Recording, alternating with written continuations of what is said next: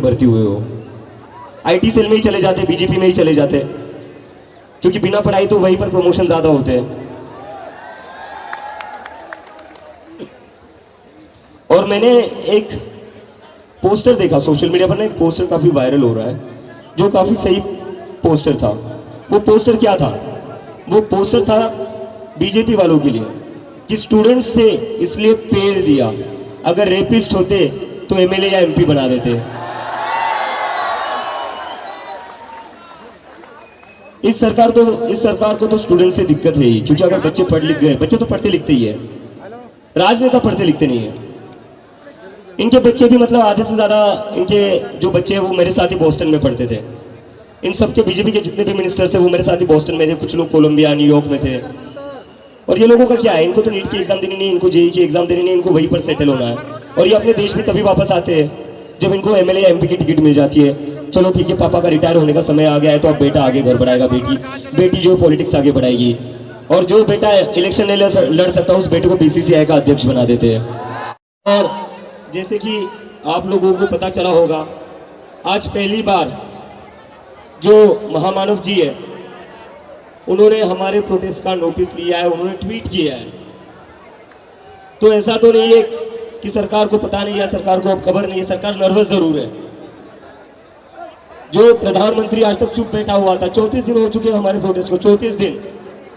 इस देश के प्रधानमंत्री को 34 दिन लगे इस प्रोटेस्ट पर ट्वीट करने के लिए। देश के प्रधानमंत्री का ट्वीट तब नहीं आया जब 20 से ज्यादा बच्चों ने आत्महत्या करी।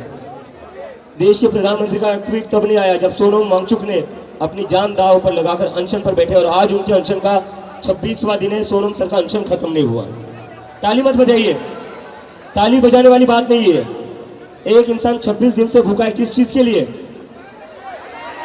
आपके लिए भूखा। ये ताली बजाने वाली बात नहीं है, शर्म वाली बात है कि ये सरकार 26 दिनों के बाद भी अभी तक धर्मेंद्र प्रधान को बचाने में लगी। ऐसा क्या है धर्मेंद्र प्रधान में? नरेंद्र मोदी कहते हैं कि nothing is important for us more than the welfare and the future of the youth. अगर नरेंद्र मोदी ये बात वाकई में मानते हैं तो सबसे पहले धर्मेंद्र प्रधान का इस्तीफा ले लो। अगर आप इस्तीफा नहीं लेते तो ये सारी भाषणबाजी बंद करिए। 12 साल से आपका भाषण सुन रहे हम, पक गए आपकी भाषणबाजी सुनकर, पक गए हम आपकी चीजें सुनकर। अगर करना है तो कॉन्क्रीट एक्शन लीजिए धर्मेंद्र प्रधान के ऊपर। क्या फास्ट ट्रैक कोर्ट करके निचले अधिकारियों को फंसा दोगे, निचले अधिकारियों के ऊपर एक्शन ले लोगे, लेकिन जो इन सबके ऊपर बैठा है उसका क्या होगा? उसको आप बचा लोगे, उसको छोड़ दोगे? ऐसा हम होने नहीं देंगे। तो हमारा प्रोटेस्ट तब तक चलता रहेगा जब तक धर्मेंद्र प्रधान का इस्तीफा नहीं होता। और अगर नरेंद्र मोदी धर्मेंद्र प्रधान का इस्तीफा नहीं लेते हैं तो हमारा आंदोलन नरेंद्र मोदी के इस्तीफे के लिए भी होगा।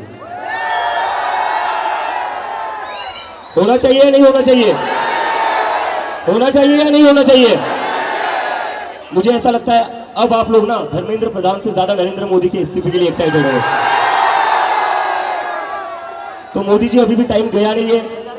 ये यहाँ पर जो जनता आई है उनकी आवाज बताती है, अगर आप धर्मेंद्र प्रधान का इस्तीफा नहीं लोगे तो आपकी भी कुर्सी सेफ नहीं रहेगी। और ये बस जंतर मंतर की आवाज नहीं है। मेरी तबीयत खराब थी, मैं घर पर था, तो मैं कुछ देर इंटरनेट देख पाया, क्योंकि यहाँ मैं जैसे आता हूँ जैमर्स लगे हुए हैं। यहाँ पर ना किसी के फोन चलते हैं, ना किसी के फोन आते हैं, ना हम इंटरनेट भी चला पा रहे हैं। हर जगह इन लोगों ने जंतर मंतर को एक तरीके से वॉर जोन बना रखा है, इंडिया पाकिस्तान की बॉर्डर लगा रखा है। 10 मिनट की दूरी पर मेरे दोस्त का घर में वहां गया था, वहां से आने में मुझे 1 घंटा लगा। इतनी ज्यादा बैरिकेडिंग, इतनी ज्यादा पुलिस फोर्स, हर जगह जैमर्स लगा रखे हैं। अरे क्या लगा रखा है ये? अगर इतने ही एफर्ट्स आप पेपर लीक को रोकने में लगाते तो 20 से ज्यादा बच्चों की आत्महत्या नहीं होती। एनर्जी और अपना दिमाग वहां लगाइए ना जहां जनता का भला हो। 16 मेट्रो स्टेशन बंद कर दिए। अभी मुझे पता चला आज शाम से कैनॉट की दुकान भी बंद होंगे। हर जगह बैरिकेडिंग लगा रखी है। क्या होगा इससे? मतलब नरेंद्र मोदी पूरी दिल्ली को ठप करने के लिए तैयार है, लेकिन धर्मेंद्र प्रधान को हटाने के लिए तैयार नहीं है। ऐसा क्या मिलता है आपको धर्मेंद्र प्रधान से? ऐसा क्या देते धर्मेंद्र प्रधान आपको? लेकिन कोई बात नहीं, नरेंद्र मोदी भले दिल्ली ठप कर ले, मुंबई में बहुत बड़ा प्रोटेस्ट हो रहा है, नासिक में बहुत बड़ा प्रोटेस्ट हो रहा है, मिजोरम में बहुत बड़ा प्रोटेस्ट हो रहा है, जयपुर में प्रोटेस्ट हो रहा है, मध्य प्रदेश में प्रोटेस्ट हो रहा है, बेंगलोर में प्रोटेस्ट हो रहा है, चेन्नई में प्रोटेस्ट हो रहा है, इस देश के हर कोने में प्रोटेस्ट हो रहा है। तो जिस नरेंद्र मोदी को लग रहा था वो जंतर मंतर पर क्रैकडाउन करके 12 साल की लड़कियों का सर फोड़कर लड़कियों के कपड़े फाड़कर आवाज दबा सकते हैं, वो देख ले देश भर में उनके खिलाफ प्रोटेस्ट हो रहा है। तो मैं नरेंद्र मोदी का धन्यवाद करना चाहता हूं। अगर नरेंद्र मोदी सोनम वांगचुक को यहां से उठाते नहीं तो हमारा प्रोटेस्ट इतना बड़ा बनता नहीं। सही कह रहा हूं ना मैं? अगर नरेंद्र मोदी 12 साल की लड़कियों का सर फोड़ने का ऑर्डर नहीं देते तो आज पूरे देश में प्रोटेस्ट होता नहीं। तो नरेंद्र मोदी जी बहुत बहुत शुक्रिया हमारे प्रोटेस्ट को इतना बड़ा बनाने के लिए। और उनसे बढ़कर सबसे ज्यादा शुक्रिया करना चाहूंगा मैं चीफ जस्टिस ऑफ इंडिया का।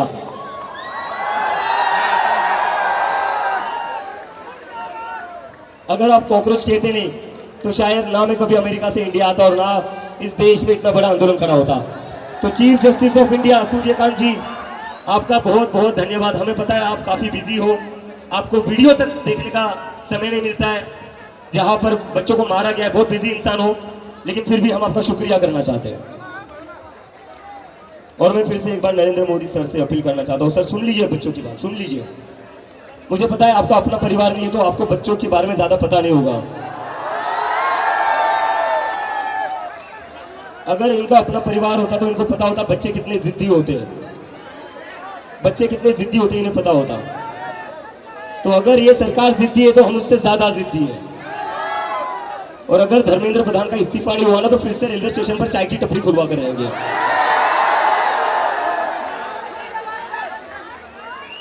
और जिस तरह इस देश को बेवकूफ बनाया है पिछले 12 साल में, उसके बाद तो कोई आपसे चाय भी नहीं खरीदेगा।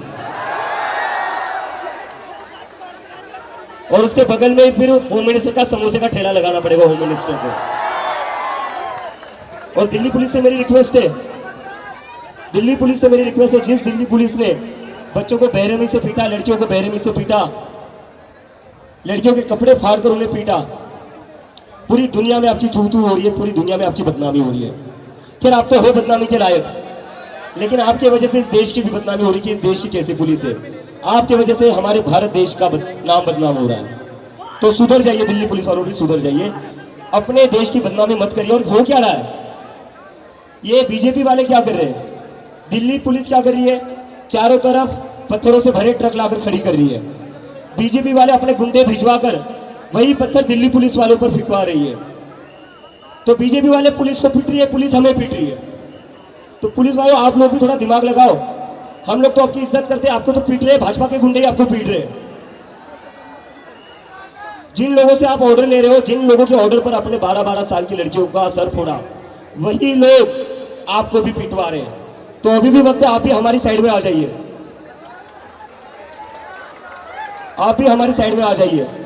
क्योंकि आपकी जो पेमेंट आती है हर महीने, वो पीएम केयर फंड से नहीं आती है, वो अडानी के ऑफिस से नहीं आती है, वो हमारे टैक्स के पैसे से आती है। और आप किसी एक पार्टी की पुलिस नहीं हो, आप इस देश की पुलिस हो, आप किसी एक पार्टी की पुलिस नहीं हो।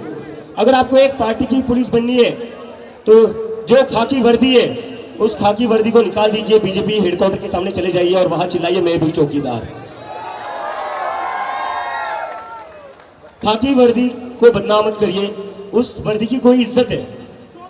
आपकी करतूतों के कारण, आपकी ब्रूटैलिटी के कारण, भाई थोड़ी देर पहले बढ़ा देते यार, जान नहीं है आज बोलने में, तो आपकी ब्रूटैलिटी के कारण उस वर्दी पर दाग लग रहा है। मतलब मुझे तो ये समझ नहीं आता है, जिन दिल्ली के पुलिस वालों ने 12-12 साल की लड़कियों के सर फोड़े, वो घर जाकर अपने बच्चों को क्या कहते होंगे? घर जाकर उनके बच्चों को लगता होगा पापा आज ड्यूटी से आए, पापा ने चोरों को पकड़ा होगा, पापा ने क्रिमिनल्स को पकड़ा होगा, पापा ने गुंडों को पकड़ा होगा। लेकिन पापा क्या करके आए? पापा 12 साल की बच्ची का सर फोड़ कर आए। पापा क्या करके आए? पापा क्या करके आए? पापा लड़कियों के कपड़े फाड़ कर उनको पीट रहे थे। पुलिस वालों के बच्चों को लगता होगा कि पापा तो हमारे हीरो है, लेकिन पापा ने जो 20 जुलाई को काम किया ना, वो गुंडों वाला काम है, वो हीरो वाला काम नहीं है। I am very sorry to say this. नहीं, पापा बिके हुए नहीं है, पापा की मजबूरी है, पापा की मजबूरी है। जो ऊपर से ऑर्डर आता है, वो